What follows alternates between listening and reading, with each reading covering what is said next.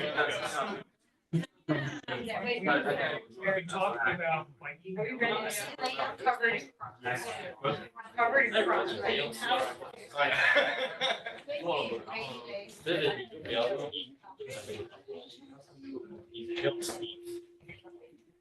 Hi, everyone. I think we're gonna get started, and I'll start with we're gonna start with the land acknowledgement while people are getting ready and sitting down. And anyone that wants to come and move a little bit closer to the front, we get to see all of these gorgeous pictures at close, especially the back row. The Field Museum acknowledges that it resides within the traditional homelands of the three Riders Confederacy, the Ojibwa, Adawa, and Potawatomi. The museum recognizes and is grateful for the original peoples who laid the foundation for the city of Chicago and for the diverse indigenous nations that reside in Chicago today. All right, moving over to my notes. Thank you all so much for being here. It's a pleasure to have colleague and friend Dr. Gyanpriya Maharaj here from the University of Guyana. She is the director of the University of Guyana Center for the Study of Biological Diversity and a professor at the University of Guyana's Faculty of Natural Sciences. Priya is an entomologist and a behavioral ecologist and an expert on neotropical butterflies. She earned her master's at the University of Warwick in the UK and her PhD at the University of Missouri in St. Louis.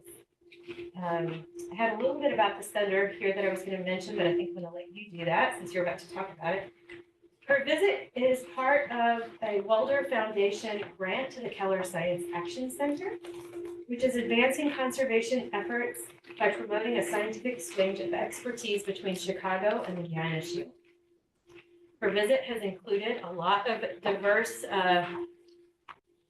expertise here at the museum. So she's come here as an administrator and as a researcher. So she's met with IT, she's met with fundraising specialists, she's met with most of the collection managers here, and has a few more other meetings. But she's also spending some time in the insect collection to look at some of the specimens, I think maybe from Guyana and other tropical regions, but is also in working with the Action Center to prepare for the upcoming rapid inventory in Guyana in 2024. So I'm so thrilled that you're finally here to see you on this side. I've always seen you there. So thank you for being here and thank you all for coming. So without further ado, Priya, thank you. Thank you very much. I've known Leslie for over 15 years, and I said to her, oh God, it's so good to finally be on this side of the table, Leslie. So my presentation is going to be broken down into two major parts. First, I'll introduce the center and a little bit about what we do at the center, and then I'll talk a little bit about my research. So at the Center for the Study of Biological Diversity, I think the name says it all.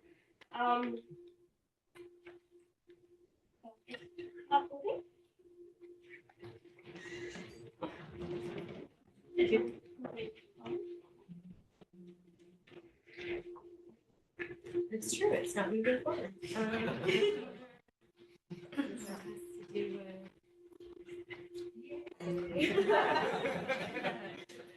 Okay.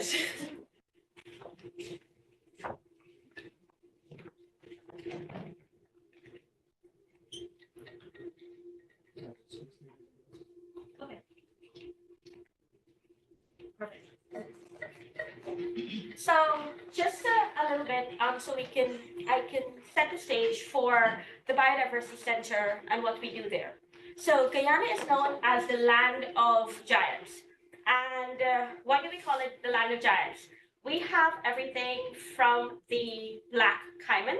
So imagine yourself in a little boat sailing down a black water river that winds, and you see a 12-foot caiman basking on the river. You're hoping and praying, oh God, please don't let it eat me. And just as you get out of that, you discover that there is a jaguar waiting right around the corner, or there's an anaconda, in some tree that you're hoping doesn't fall on you, or it's in the water or something like that. But that's basically what it is. Guyana is not a very large country, but most of the people live along our coastline. Actually, 90% of the population lives along the coastline, and the rest of the country is mainly forested. And because of this wonderful forest and the presence of savannas, the presence of mangrove forests, we have exceptional diversity. We have both exceptional floral diversity and faunal diversity. Many of the species are actually endemic. A lot of the work that has been done in our country has been a lot of one-off studies, and a lot of it has not been, it's been mostly at the species and some ecosystem level, but a lot of diversity work hasn't been done with the exception of the agricultural sector. So with our new MOU and with the work with Leslie and her team, we're hoping to have more data collected in a systematic way over longer periods of time and be a part of that analysis that encompasses genetic, species, and ecosystem-related work. In addition to our giants, we have so many natural resources.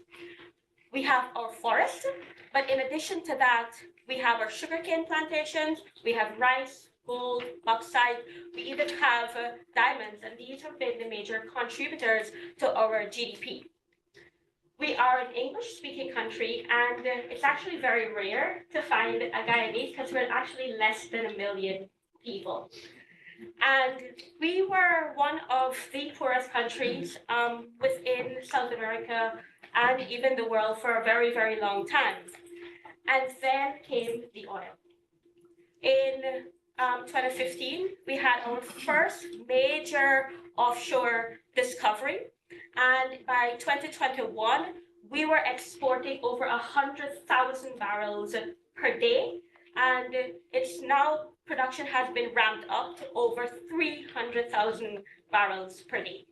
You can imagine what this is going to do for our economy and for the GDP. Everything is changing at such a rapid rate within the country.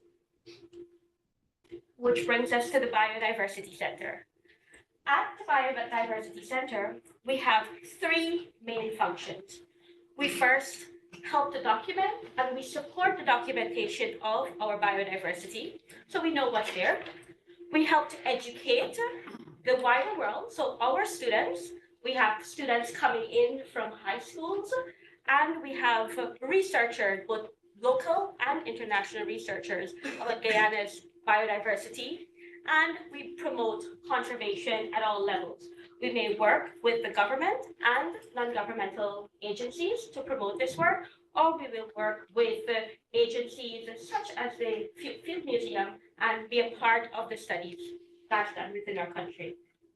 And doing this work is a fantastic team that works in different areas. We have Devia and her fishes, Eric and insects, Caslin is the head of our herbarium. We have Mark that does frogs, and he does corporate the fauna in general. And we have Nikisha who helps with all the administrative work and make sure that we keep her sanity.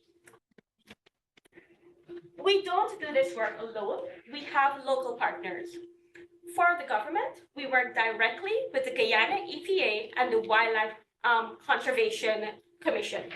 And with them, we work on permitting. So when you come into the country to do research, you will interface with these agencies for your research permit. If you would like to take specimens out, you interface with us first, where we do something called a verification. We ensure that you have done what you're supposed to do based on your research permit. So you've collected what you're supposed to collect, numbers, taxa, things like that. And then we are the ones that will interface with EPA and the Wildlife Commission to say, yes, these guys are good, let them export, and you get your export permit. In addition to working with them, we will work with them for research. I've actually recently done some work with the Wildlife Commission in an indigenous village, looking at the butterfly population, because that's an area where they do a lot of collection for export. We work with agencies such as the Local Conservation International, WWF Guyanas, and Arakrama on research, and of course our students are also based within these organizations doing conservation-related work. But it's not just something that is locally based. We have wonderful international partners, and we do research and conservation with them, but what they have been a very, very large part of and working with us is training. We have done training, for example, with Boise State, University of Florida, and of course the Field Museum. One of the recent training that we actually did with the Field Museum had to do with creating field guides, which is actually the first type of training that we have actually done for that, and that was very interesting. And from that, we actually produced a few field guides from Guyana, one of which we did with butterflies, of course. I may be partial. Part of the documentation of that biodiversity, we do have our research collections. We have a wet and dry museum, and we have a herbarium. It is nothing in comparison. You guys are giants in comparison to us, but we do play a small but very important part because we are the only reference collection for the country. And I do believe that just walking through our collection, and I think Leslie can attest to this, it's a treasure trove of research that has been done throughout the entire country. We are working on digitizing our collection because a lot of it has, a lot of our information are still in ledgers, and we're taking it off of the labels. And we are hoping to publish this data, and so this is one of the reasons that I was also here, and to interface with data and IT is to figure out, okay, so we have these data, how can we publish it, and how can it be made available to the wider scientific community? One of our programs that is dear to my heart is that we work with volunteers and interns. We literally run on volunteer and intern power because you can see how very, very large our team is. These wonderful students come in and they work within the collections. We're able to train them in identifying specimens and collections management. And a lot of them actually work with researchers who come into the country. We would pair them based on their areas of interest. And this is great in many levels because they get to work with local experts, they get to work with international experts, and it really does, it gives them experience in the lab and in the field, and it changes their perspective because they get this experience of, what it's like to work in biodiversity, especially within their own country. Most of our training that's done by different agencies, we look at biodiversity assessment and monitoring. So we look at how, methods and how we collect, how they can collect the data. We look at how they can analyze and interpret those data. And we look at scientific communication, where we teach them how to write reports and publish papers. If there is funding, this usually comes from external sources. We do offer research grants to our students. This is both undergrads and graduate students. And this is for them to go out into the field to collect some of those data. But it's also sometimes a small travel grant where they can go and they can stay with a PI and they can have a little bit of lab experience. And of course, we're involved in research, publication, and supporting conservation. So I'm now going to talk to you about all things butterflies. So a lot of my work has been done on visual signals, and I focus on heliconide butterflies. And my talk, I'm going to break it down into three main parts. I'm going to look at what colors the butterflies prefer, how the plants are communicating with their colors to these butterflies, and when the butterflies get to these plants that have invited them, how are they moving in the feeding patch? So my focal species has been the Heliconias montgomery, or postman, and it has very black wings with the exception of two bands on the forewings, and the Dryas iulia, or the Dryas, or flame butterfly, and you can see why it's called the flame. It's an orange butterfly with black bands. Both are heliconides. And the plant that I looked at is the wild type Lantana camara. And this is a very special plant because it signals to their pollinators how much food it has depending on the color of the flowers. most of my work has actually been along the Linden-Suzaik Highway, and you can see the little red butterfly there. It's just about an hour's drive from our capital city, Georgetown, and it's made up of primary and secondary forest grown on white sand. Now, why did I decide to do this? A lot of the work in color vision, although some work has been done with insects and butterflies, a lot of work has actually been done with fishes that look at the link between food preferences and mate preferences as it relates to color. So I started to wonder, well, you know, butterflies, they're so colorful. They exist in these very intricate mimicry rings.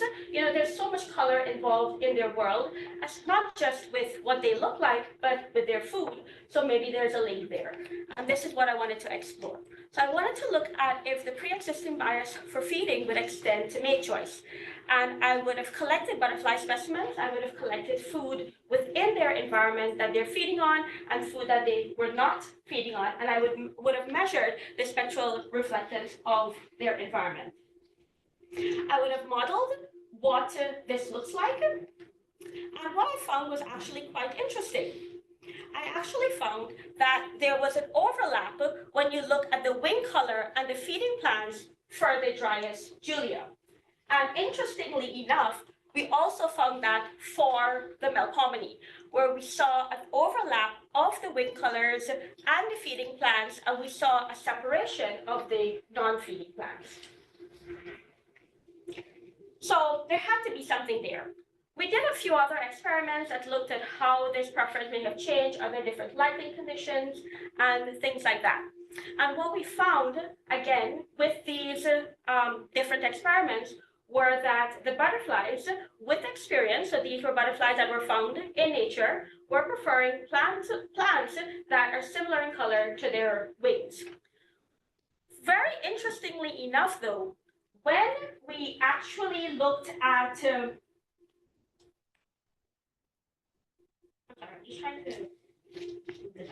when we actually looked at butterflies that were naive, so these butterflies would have had no experience with color at all, what we found was that the Dryas that did prefer orange mates and yellow and orange food, and the Melpomene actually showed no preference.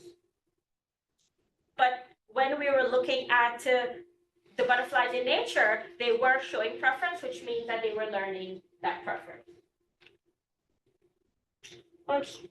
Does it have to be at the top for it to move forward? Sorry, stop again.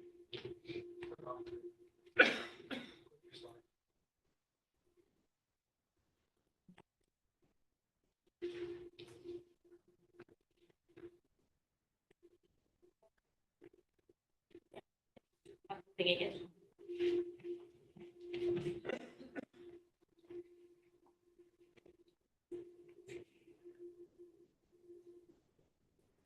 Thank you. So just a quick summary of the preference. So the foraging plant choices for experienced butterflies match the conspecific wing color. But there were species-specific preferences when we look at naive butterflies. And what I found very interesting was that the flower color was detectable when we looked at it in different light environments, as detectable to potential pollinators as it was to potential conspecifics, the wing color of conspecifics. So now we know that our Dryas likes the orange and the Melpomene likes the red. So how are the plants signaling to these butterflies? Now, for the Melpomene, for the Lantana camara, it's a plant that honestly advertises to its pollinators. And what we notice for this particular plant is that the pre-change flower would generally have more nectar, and it would have a higher percentage of nectar than the post-change flowers. What was very interesting, though, was that even though the pre-change flower offered more reward, these plants were still keeping the post-change flowers, which means that there was a particular use for these flowers in attracting pollinators. So we would have looked through, we would have marked inflorescence, we would have marked flowers, and we would have looked at a reflectance change and sucrose concentration changes in volume for these flowers. And even though there are 3 major distinct colors that can be picked up very easily, it going from yellow to orange to red, there were actually subtle changes that divided that into 9 different stages. When we looked at the 9 different stages, we realized that the first few stages had a very high concentration of sucrose and very high volume. And then the sucrose concentration started to dip until the final stage where it offered no reward. But these plants were still keeping those flowers that had no reward. Over a 40-day period, we looked at which animals were feeding at these flowers, and we then focused on our Melpomene and Dryas Julia.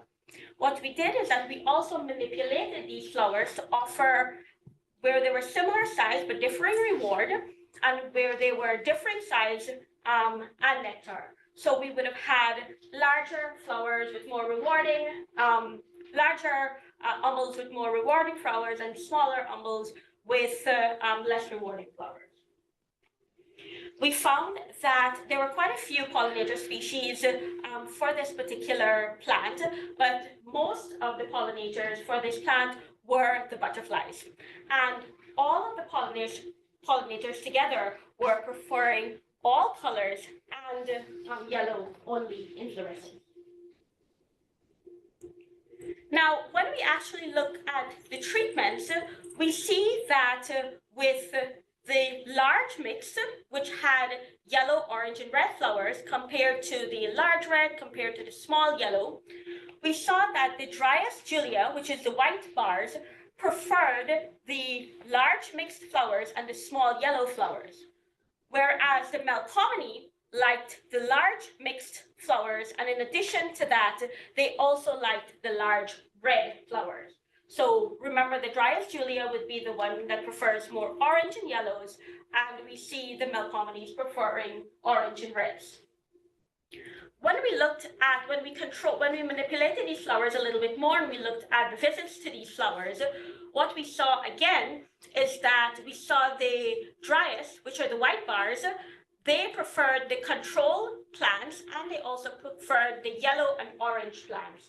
So these were flowers that were manipulated that only had yellow and orange the inflorescences that were manipulated that only had yellow and orange flowers.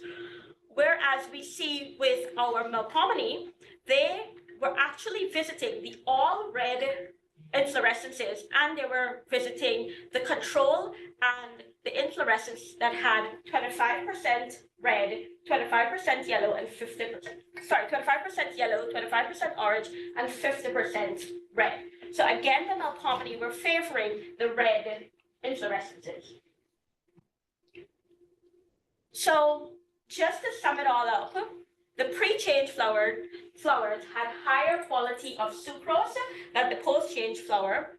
And what was very interesting is that there was species-specific preference for the inflorescence type, where the Dryas Julia was preferring the yellows and the oranges, as we had seen before, and the Melpomene was preferring the orange and the red, which we had seen before.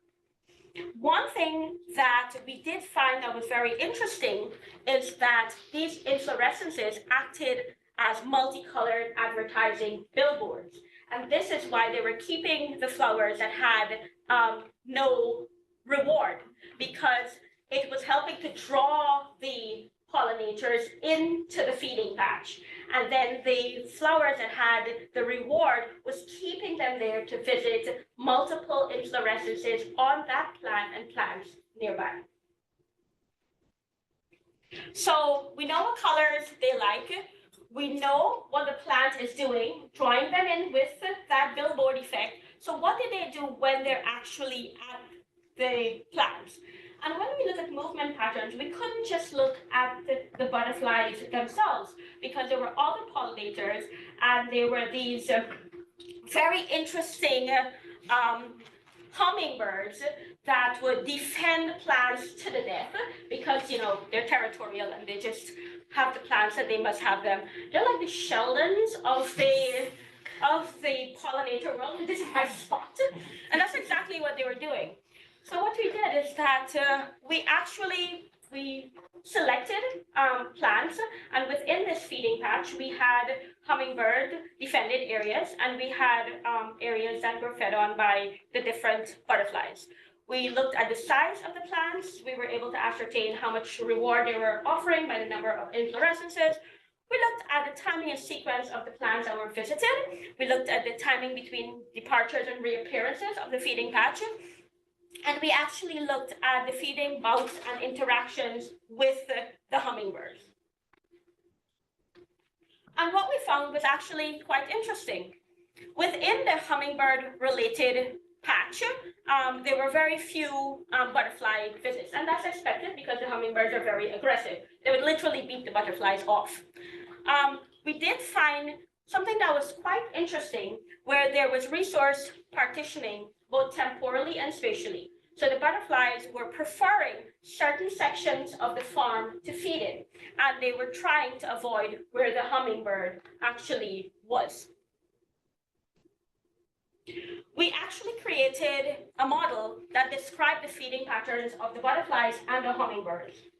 And what we found was actually quite interesting. We found that there were 3 zones. There was a no interaction zones where the hummingbirds were not present, so the butterflies were safe. We found an interaction zone where we saw hummingbirds and butterflies feeding, and we saw a hummingbird defended zone. So this is, the butterflies were very unsafe in this area, and because the hummingbirds were so territorial. For the Melpomene, we noticed 3 distinct lines. We noticed that the Melpomene is actually staying away. They're staying in the no interaction zone, and there's very little overlap when it comes to the interaction and the hummingbird defended zone. For the Dryas, on the other hand, we noticed that even though the hummingbird defended zone is very distinct, there was some crossover between the interaction and the no interaction zone. And we do believe this is simply because the Dryas Julia has a faster, more darting flight, and therefore is able to escape the hummingbirds. And whereas the Melpomene has a slower, more deliberate flight, and therefore is more prone to being beat up. So basically, the Dryas Julia can escape very quickly. So it's like, oh yeah, I'll live dangerously, and I'll feed in some of the plants.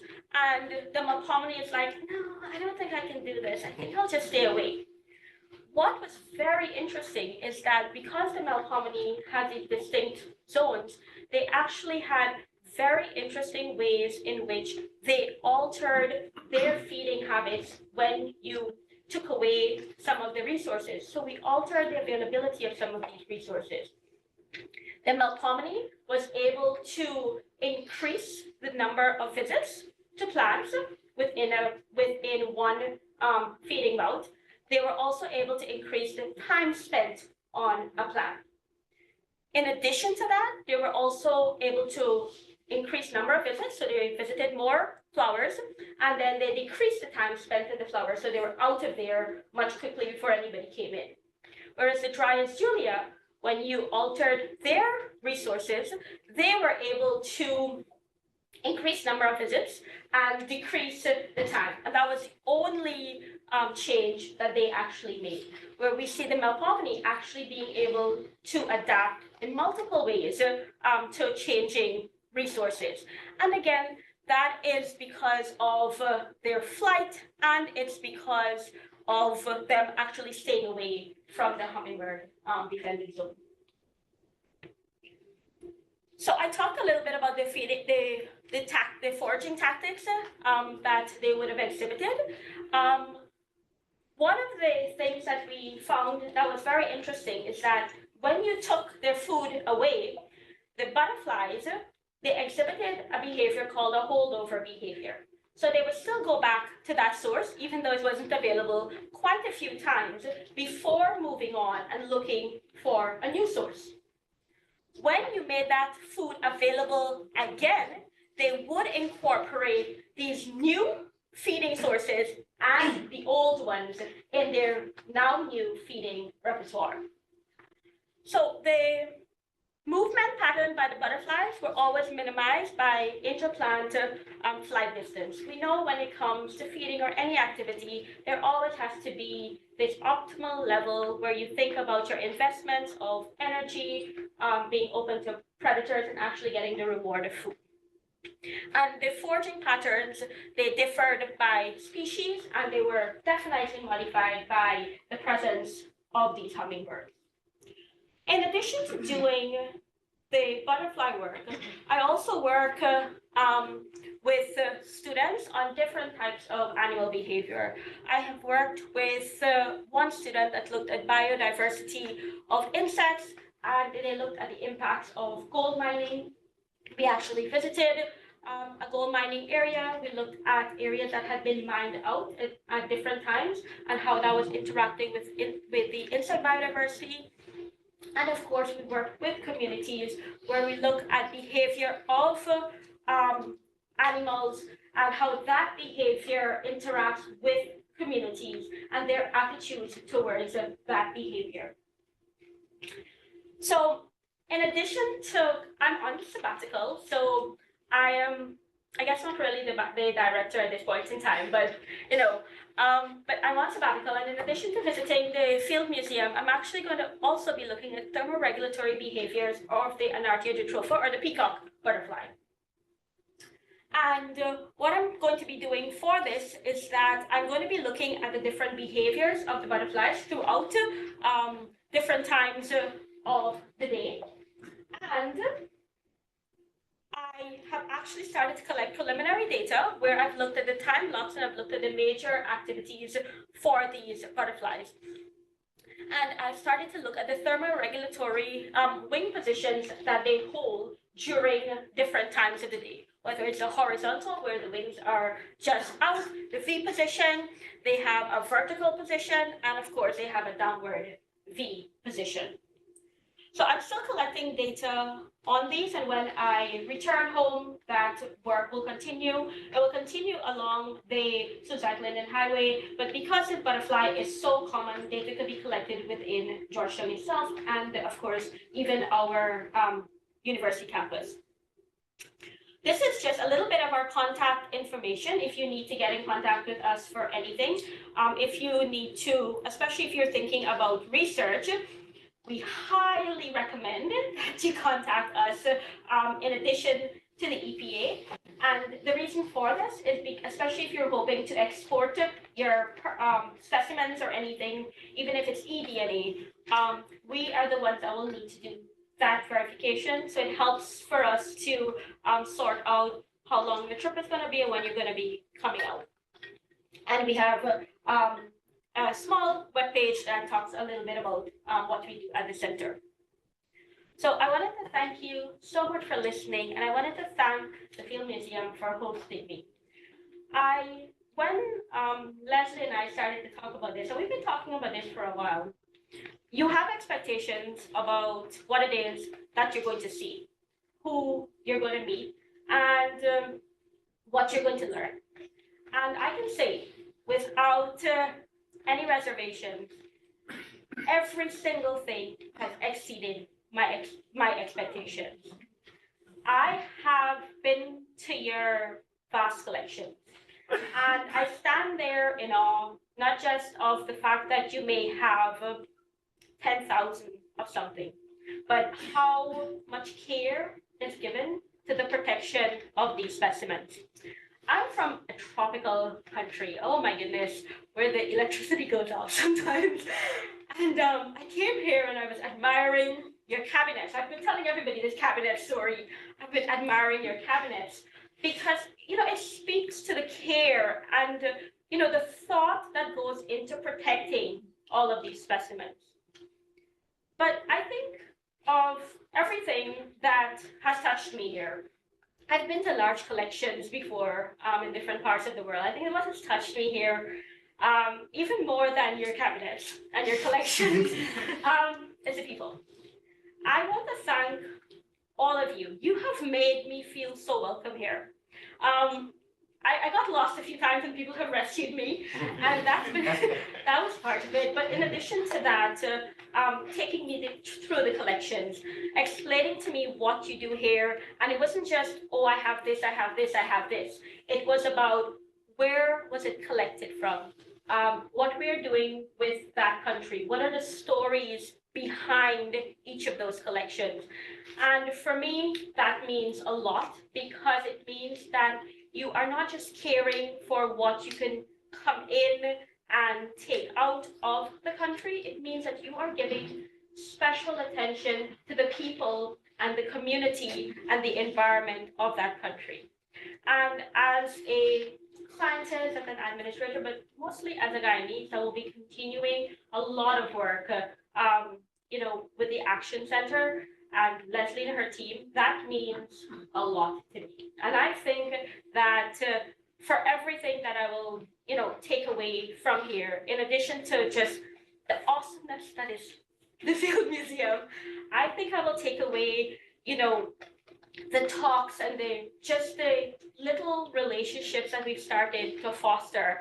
And, I hope that when I get the opportunity to come back, that this is something that can continue. And when my colleagues follow, that this is just a wonderful experience to just not just to follow what I have done, because I've had to meet so many people because I'm wearing two hats, but just being able, it's not just exposure to the the new processes and the equipment, but to meet the people that are involved in this process. So thank you so very much.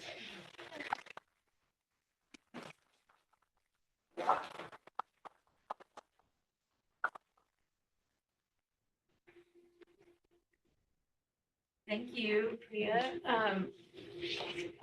Floor is open for questions if you guys have questions for Priya. I don't think we need a microphone. I don't even think we have one.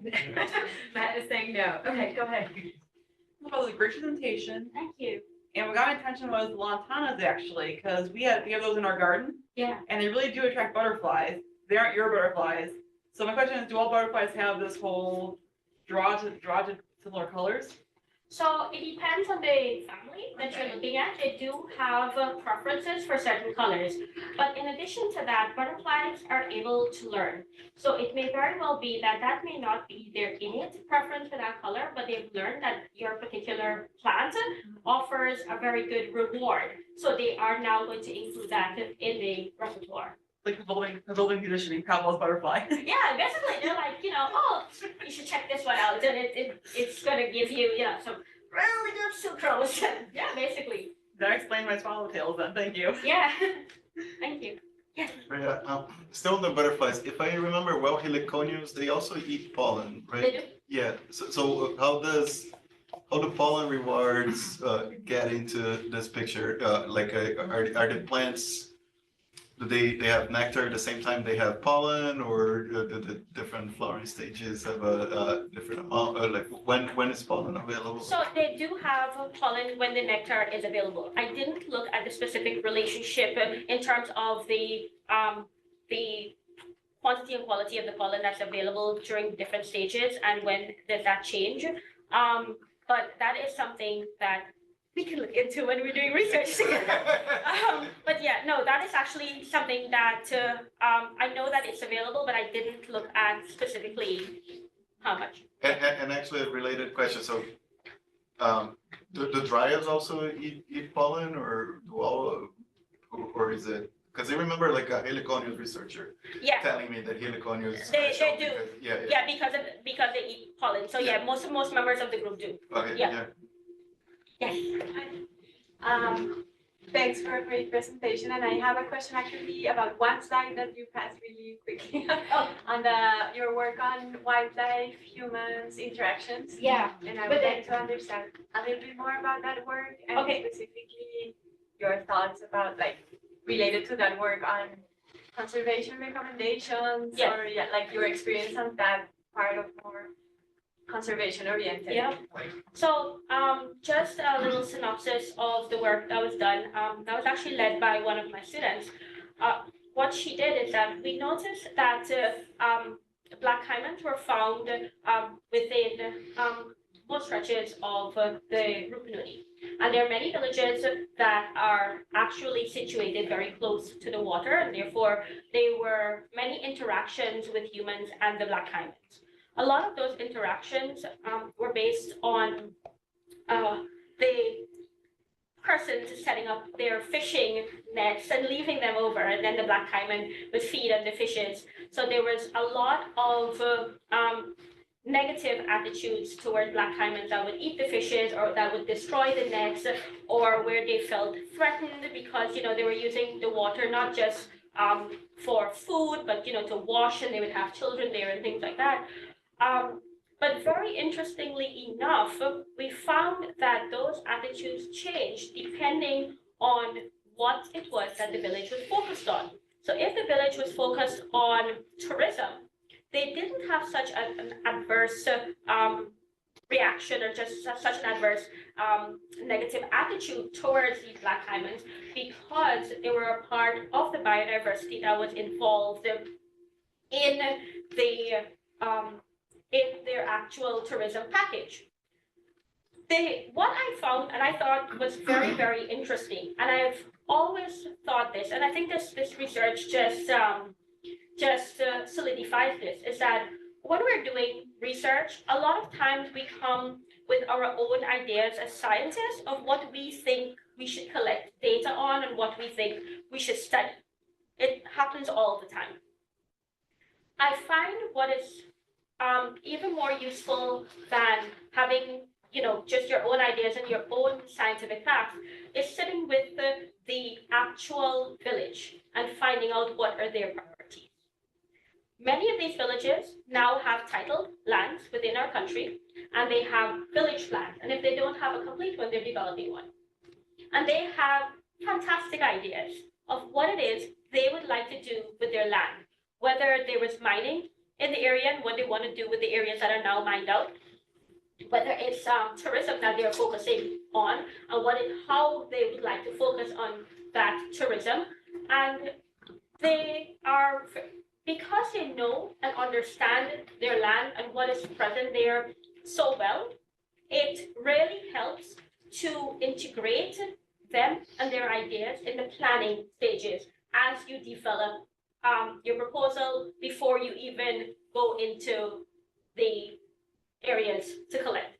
And to me, that's the biggest lesson that I have learned when it comes to planning, conservation-based work. A lot of times when we work within villages, many persons within the village will work with us. I love working with children, and because I have butterflies, everybody's like, oh, you give them a net, and everybody's behind you with butterflies, and it's wonderful.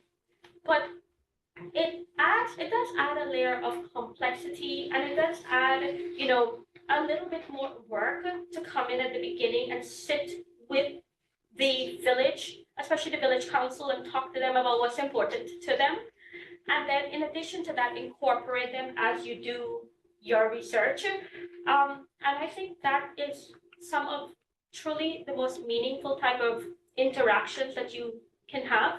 And I think it also builds a level and an additional layer of trust, because everyone knows before you even come to do anything, why you're there, what you're doing, and how it can incorporate into what it is that is important to them.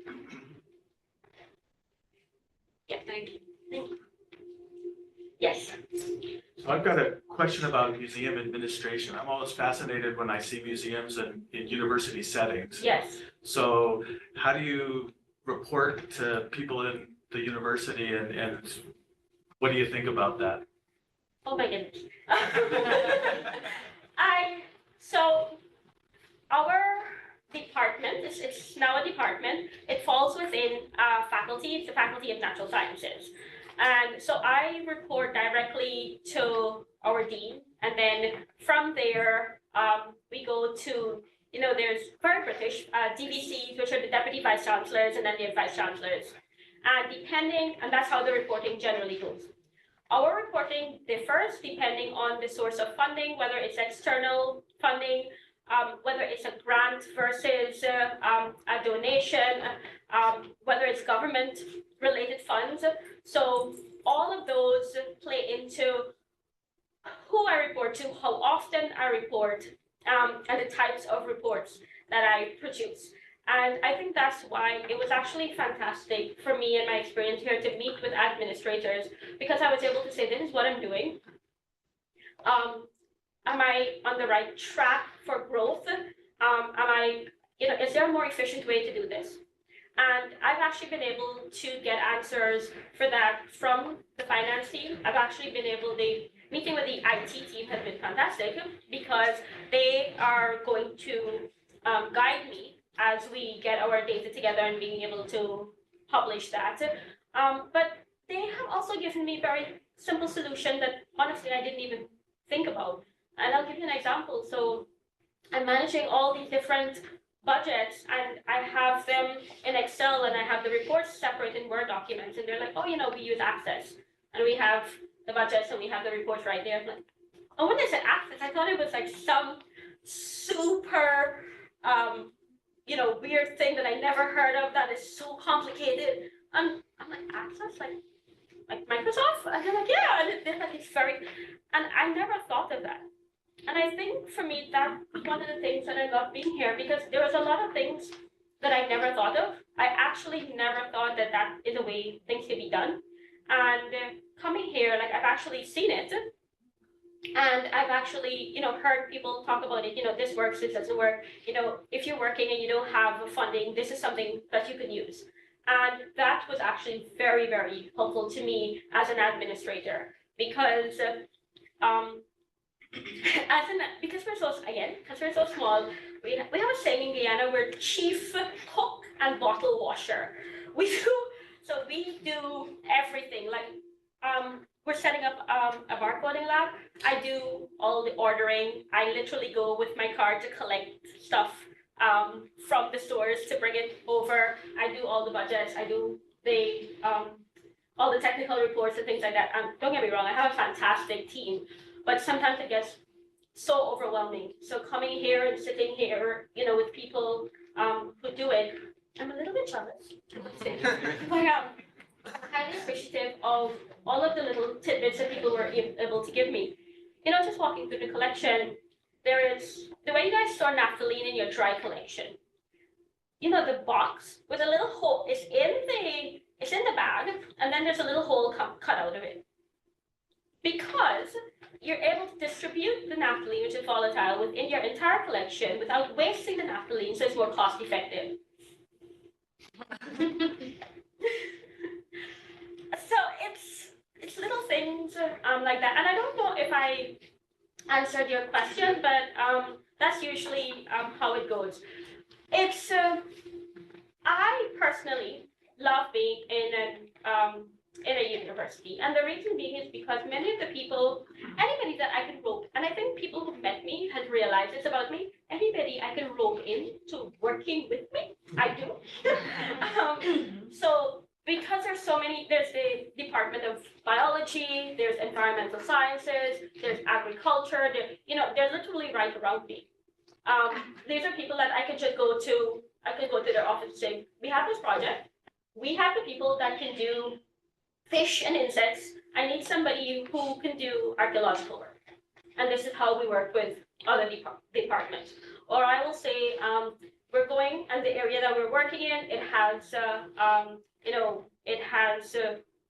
large expanses of agricultural land. There is lots of cane or rice or whatever it is. I need somebody to go in from agriculture. And I can literally walk over and say, are you interested in this project? Can we work together? So this is one of the reasons I do like it.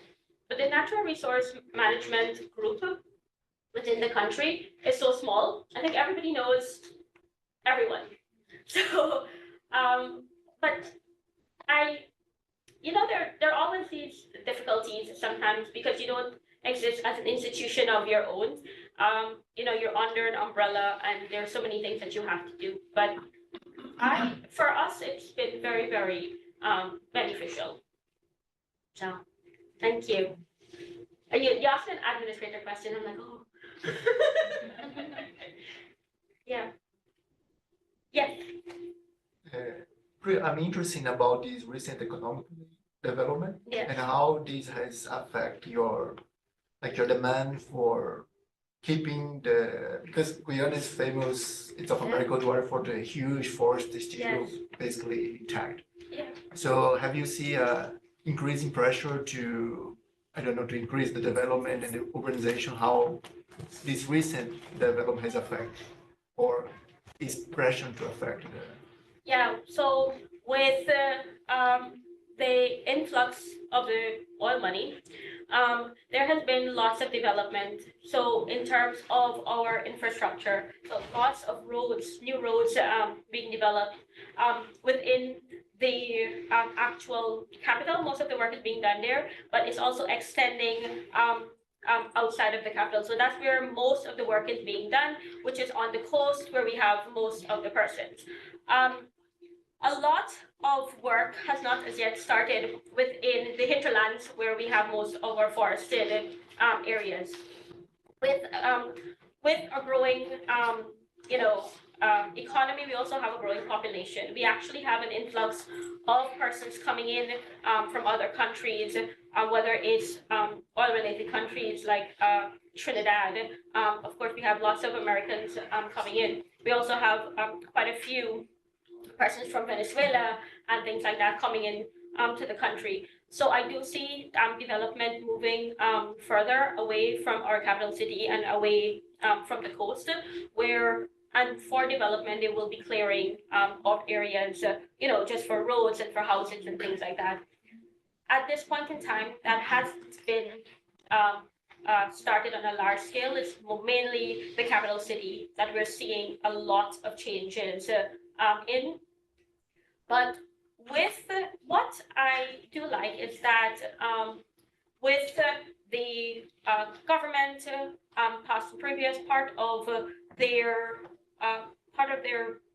ideas when it comes to the development of the country has always been this whole idea of protecting our forests and protecting our natural resources. So we do have deforestation. It does happen primarily because of mining within the hinterland areas, but we actually have very low rates of deforestation, and that has been something that has been done not just because we haven't seen the influx of money coming in to do that, but because there has been a national concerted effort to protect the forest. So one of the places that I talked about, which is the Herbariu Research Center, they actually have an area that's a protected, and that's where they look at sustainable forestry. So they have reduced impact logging there. So we do have examples where there is a concerted effort to make sure that they protect our environment, but there's always going to be that we have the resources now, we're going to build and develop. But I think it's now the meshing of, various minds to say, yes, we are going to develop, we are going to provide for our people, but how can we do this in a sustainable manner? And I think this is why work, like continuing to do work in biodiversity, there's so many unexplored areas within my country. There's so many people that say, that I've met, that oh yeah, if we go to Guyana, I'm sure just one collection will get at least 2-3 new species. And it's true. And just having that I don't think you could protect if you don't know what's there. So you have to know what's there, you have to be able to measure it so that you can protect it. And with this influx, I do hope that there's also an influx of researchers wanting to explore our country in a sustainable manner where we can figure out what we have, and therefore we can make data-driven decisions on how and where we're going to develop. Yeah. Thank you. Maybe we have time for one more question. If anybody has a burning question. Yeah. So with the majority of the population on the coast and Yes. the effects of climate change being a real concern for like where the population lives, like low-lying coastal Yeah. areas, I wonder how you see like the center being a place for maybe responding to or thinking about some of the kind of wider climate science kind of trajectories in Guyana, and how you see biodiversity conservation connecting to a kind of wider scientific community in Guyana. So I think you asked two questions. So I'll deal with the first one as it relates to climate. I do think in terms of climate, I think we play a very important part, and that's because we have our mangrove forest there. And so that's a very easy connection with coastal persons, climate, and how it's changing. In addition to that, fish is a major protein within our country. So doing biodiversity related work, looking at bycatch, that's a clear link to your food source and working with the fisher folk within our country. So I think that's one way we can readily link biodiversity with persons on the coast. Persons on the coast are like persons within large cities. A lot of them, when they think about biodiversity, they don't think about their backyards. They don't think about the ocean that's right there. They don't think about the rivers. They actually think about the forest that's this inaccessible place that's so far away. So being able to link biodiversity with their backyards, I think that's something that could be done. In addition to that, I think education is very important. Don't get me wrong, I love teaching at the university, but working with little kids, like for high school and the primary school, they're the best. You know why? Because they go home and they tell their mother, you cannot do that because, and they are the ones who pass these messages on. And I think that's something that we would like to do more of, is get involved with schools. The most we do with schools currently is when we have visits where they come to the biodiversity collection. We tell them about how to collect animals, why we collect them, we show them the collections, and we talk a little bit about what we do. But I think the next step for us is probably going to be in getting more involved in citizen science and getting more involved with high schools and primary schools within the curriculum itself. I'm sorry, the second part of your question, I can't remember that one. Oh, it's you. But that's how I see us being involved and linking biodiversity, changing climate, and what is going to happen, what's going to happen. The thing is about it is that, talking about flooding is not, are we going to be flooded or are we not going to be flooded? It's how badly is the flood going to be this year? That's our reality. We are below sea level. And so we always have a problem with flooding. And it's terrible. So I think it's not a matter of we need to convince you to say, this is what is happening. I think what we need to do is now link not just flooding, but how is it affecting your food source? And how is it affecting the biodiversity in the area? And how is that going to affect you? And we haven't done much of that. The little that we do with our talks and our presentations, it does have an effect. But again, I do think more citizen science is needed, most definitely, and working within schools is definitely needed. Thank you. Thank you so much.